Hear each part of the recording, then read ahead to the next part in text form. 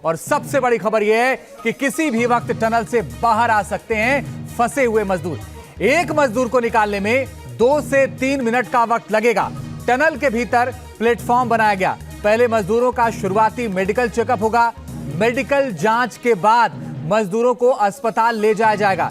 चिन्याली सौड़ में 41 बेड का special hospital बनाया गया है। जरूरत पड़ने पर मजदूरों को ऋषिकेश भेजा जाएगा। टनल के बाहर चिनूक हेलीकॉप्टर की भी तैनाती कर दी गई है और थोड़ी ही देर बाद टनल से गुड न्यूज आने वाली 3 अलग अलग तस्वीरें इस वक्त आपके सामने। पहली तस्वीर आप देख रहे हैं, एम्बुलेंस तैयार है। 41 एम्बुलेंस इस वक्त मौके पर मौजूद हैं और एक एक करके एम्बुलेंस को तैनात किया गया है। दूसरी तस्वीर आप देखिए उस हॉस्पिटल की चिन्याली सौड़, जहां पर 41 बेड का स्पेशल अस्पताल तैयार किया गया है, जहां पर इन मरीजों को रखा या इन सारे मजदूरों को रखा जाएगा 24 घंटे के ऑब्जर्वेशन में। तीसरी तस्वीर आप देखिए, धामी मुख्यमंत्री पुष्कर सिंह धामी पूरे ऑपरेशन की मॉनिटरिंग कर रहे हैं। इस पूरे रेस्क्यू पर सरकार की नजर है। और इस वक्त डॉक्टर स्वाति माहेश्वरी इस वक्त ज्यादा जानकारी के लिए मेरे साथ जुड़ गए। डॉक्टर स्वाति, 41 मजदूर पिछले 17 दिन से फंसे हुए हैं, आज वो बाहर निकलने जा रहे हैं। आमतौर पर क्या स्थिति होती है जब ऐसे कोई फंसता है और इतने दिन बाद बाहर निकलता है? देखिए, ये बहुत असाधारण स्थिति है और अगर हम बोले कि कितनी भी ट्रेनिंग किसी व्यक्ति की हुई है तो भी 16 दिन इतनी विकट स्थितियों में रहने के बाद बहुत सारी स्वास्थ्य संबंधी चुनौतियां हैं जो सामने आती हैं।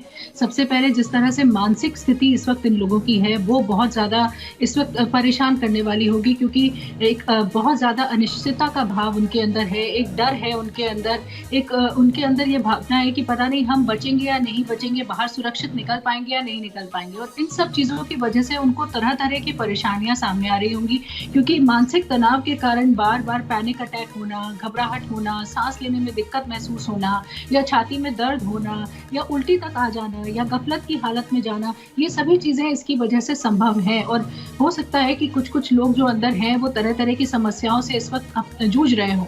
वहीं साथ ही में क्योंकि देखिए वातावरण बहुत ठंडा होगा अंदर, तो शरीर का तापमान भी बहुत कम हो जाता है ऐसी स्थिति में, और उसकी वजह से भी हमारा जो हृदय की गति है वो कम होना या पल्स रेट हमारा कम होना या सांस लेने में दिक्कत महसूस होना, उल्टी आ जाना या बोलने में तकलीफ महसूस होना, सर में दर्द होना, ये सभी समस्याएं इसकी वजह से हो सकती हैं। वहीं ऑक्सीजन लेवल भी अंदर कॉम्प्रोमाइज होगा, कार्बन डाइऑक्साइड ज्यादा बन रहा होगा अंदर, वो भी धीरे धीरे हमारे शरीर को एक बेहोशी की अवस्था की तरफ धीरे धीरे लेकर के जाता है, क्योंकि कार्बन डाइऑक्साइड एक ऐसी जहरीली गैस है जो अगर ज्यादा समय तक हमारे चारों तरफ रहे तो जहरीली होने लग जाती है। तो डॉक्टर स्वाति माहेश्वरी बता रही हैं कि आप इतने सामान्य हालात नहीं होते इतने दिनों में, लेकिन ग्राउंड जीरो का रुख कर रहे हैं। सैयद आमिर हमारे सहयोगी ज्यादा जानकारी के लिए जुड़ गए हैं। सैयद आमिर, कितना और वक्त लगेगा, क्योंकि सबके जहन में सवाल अब सिर्फ एक ही है।